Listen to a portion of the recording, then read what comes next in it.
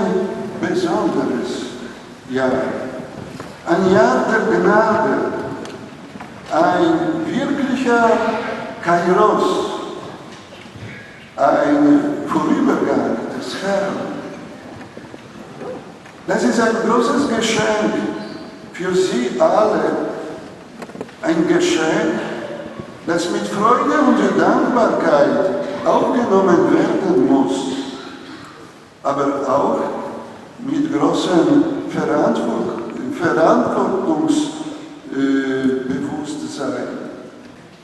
Von Anfang an wollen wir diese heilige Zeit unter den besonderen Schutz der Gottesmutter stellen. Derjenigen, die voll der Gnade ist, die demütige Magd des Herrn, die sich ohne Vorbehalt für die Gaben des Höchsten geöffnet hat und die, wie niemand sonst, Gott ein totales und unbedingtes Ja gegeben hat. Die Erinnerung an den Ursprung wachzuhalten, ist im Leben jeder kirchlichen Bewegung überaus wichtig. Aus dem Ursprung nämlich scheint das tiefste Wesen, die volle Schönheit des Charismas auf, aus dem eine Bewegung wächst und sich immer wieder im Lauf der Zeit erneuert. Die lebendige Erinnerung an den Anfang ist die Voraussetzung für ein klares Wissen um die eigene Identität. Wer sind wir in der Kirche? Was ist unsere Berufung und Sendung in der Kirche und in der Welt? Ich möchte deshalb heute mit Ihnen zurückgehen in den 18. Oktober 1914. Ein junger Palutiner, Pater Josef Kentenich, dem die Aufgabe als Spiritual im Studienheim der Palutiner in Schönstadt anvertraut worden war, vollzog zusammen mit einer Gruppe von Schülern einen Akt, das als Beginn der Bewegung in die Geschichte einging. Im kleinen Michaelskapellchen im Tal Schönstadt wurde damals ein wirkliches Liebesbündnis mit Maria geschlossen. Pater Kentenich lud die Jugendlichen ein, der Mutter Gottes ihre Liebe im Leben zu beweisen und sie dadurch gleichsam herunterzuholen in die kleine Kapelle, damit sie von dort aus ihre ganze mütterliche Wirksamkeit entfalten könnte. In seinem Vortrag sagte Pater Kentenich: Alle, die hierher kommen, um zu beten, sollen die Herrlichkeiten Mariens erfahren und bekennen. Hier ist Wohlsein. Hier wollen wir Hütten bauen. Hier soll unser Lieblingsplätzchen sein. Liebe Brüder und Schwestern, das Liebesbündnis, das ist das Herz der Bewegung, die Quelle der geistlichen Vitalität und Fruchtbarkeit der Bewegung in diesen 100 Jahren. Und alles konzentriert sich an diesem Ort, im Urheiligtum der Mater Charakter admirabilis.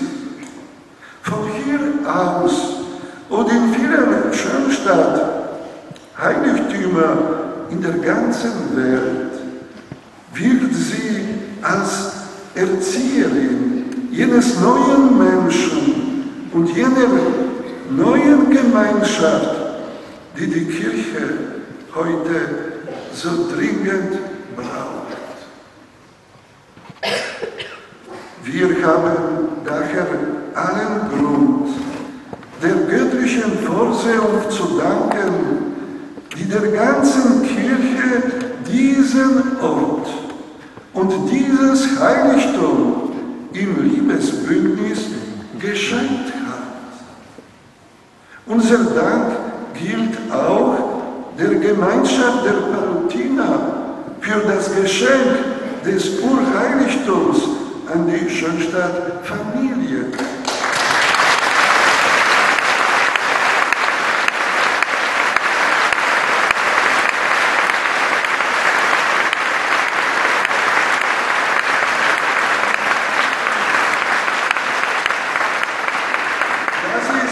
Das ist ein großes Jubiläumsgeschenk, über das wir uns alle freuen.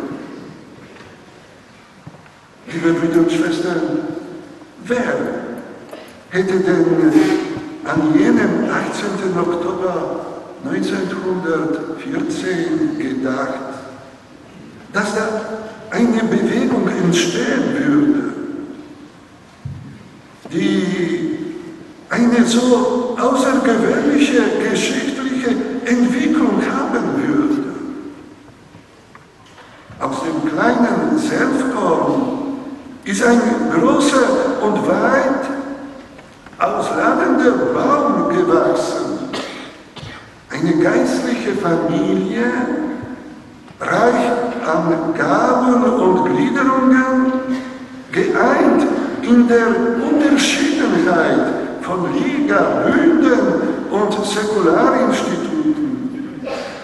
Eine große Bewegung ist entstanden, die inzwischen in allen Kontinenten vertreten ist, in fast 50 Ländern.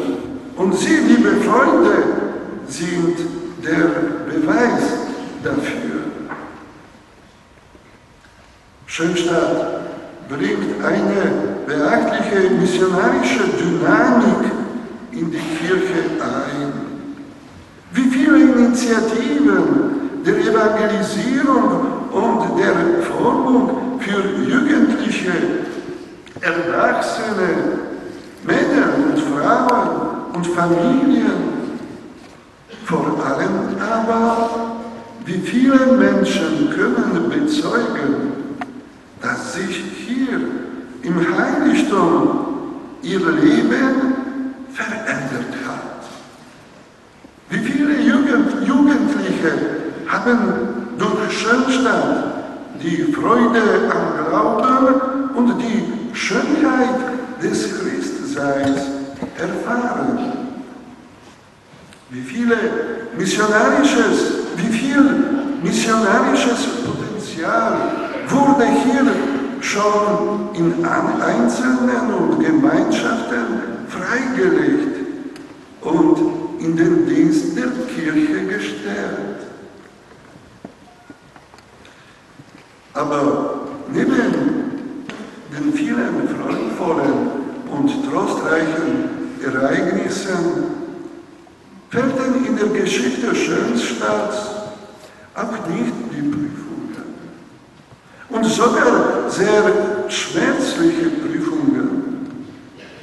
Damit meine ich nicht nur die beiden Weltkriege, die Gefangenschaft des Gründers im Konzentrationslager Dachau, sondern auch und vor allem sein langjähriges Exil in den Vereinigten Staaten, das ihm von der kirchlichen Autorität auferlegt worden war.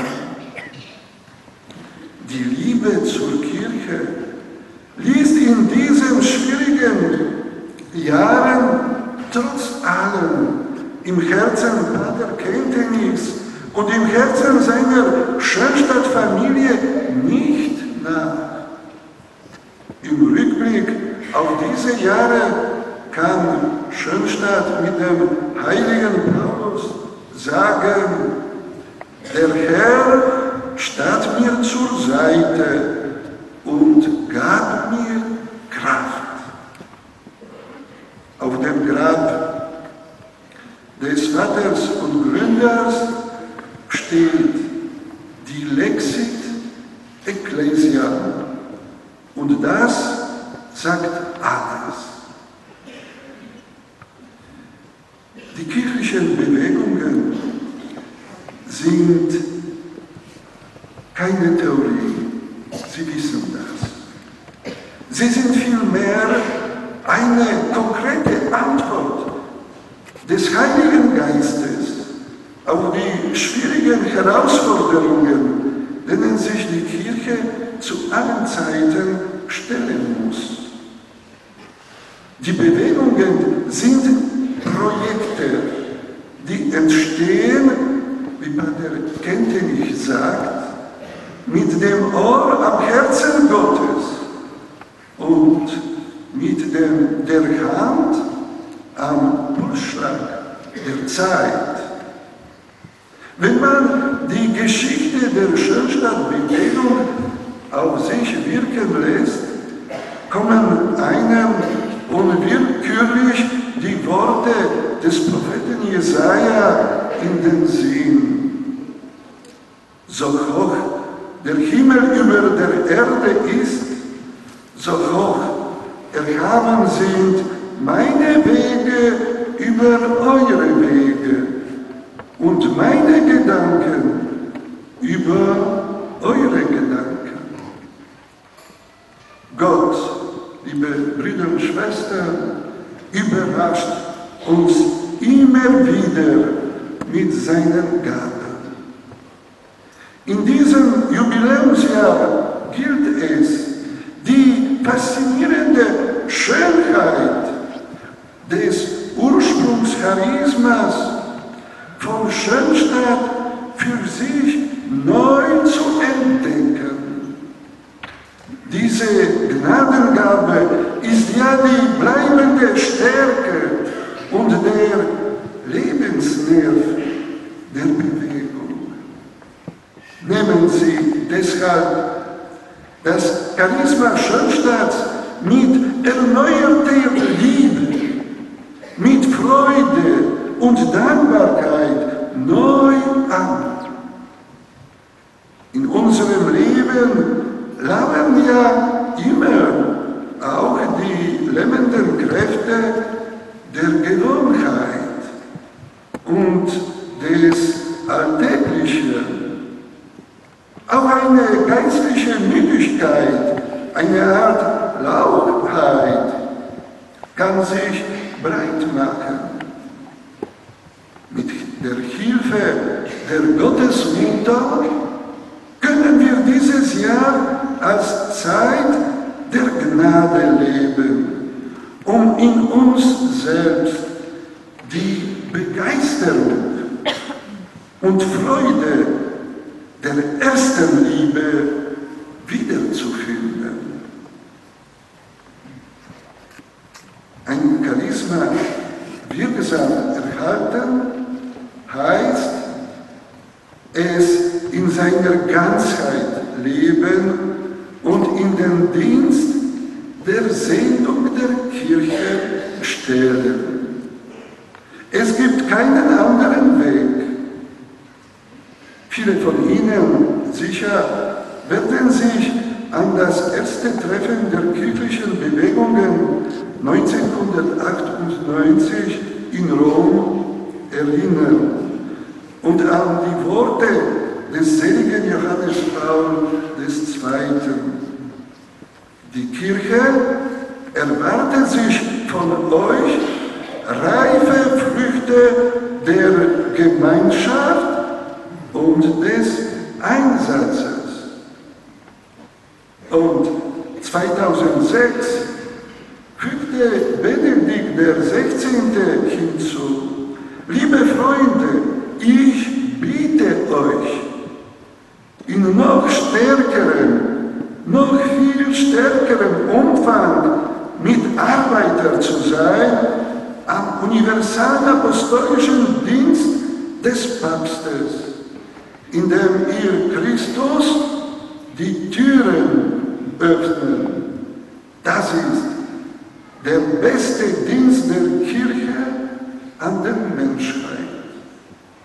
Und schließlich richtete Papst Franziskus am diesjährigen Pfingstfest sein Wort an die Bewegungen. Ihr seid ein Geschenk und ein Reichtum in der Kirche. Freut euch immer über die Gemeinschaft in der Kirche und setzt euch leidenschaftlich für sie ein. Liebe Brüder und Schwestern, die Kirche braucht gerade heute ein neues missionarisches Feuer und schaut vertrauensvoll auf die kirchlichen Bewegungen. Sie schaut auch mit großem Vertrauen auf Schönstadt. Die Kirche zählt auf Schönstadt. Im heutigen Abschnitt aus dem Lukas-Evangelium haben wir die Worte Jesu gehört. Die Ernte ist groß, aber es gibt nur wenige Arbeiter. Bittet daher den Herrn der Ernte, dass er Arbeiter in seine Ernte sende. Hören wir am Beginn des Jubiläumsjahres auch das Sendungswort Christi an die gesamte Schönstadtbewegung gerichtet. Geht, ich sende euch. Geht, ich sende euch. Nach fast 100 Jahren auf diesem Weg der Sendung kann die große Schönstadtfamilie nun mit ihrer Antwort erneut ihre Bereitschaft bezeugen. Hier bin ich, Herr, sende.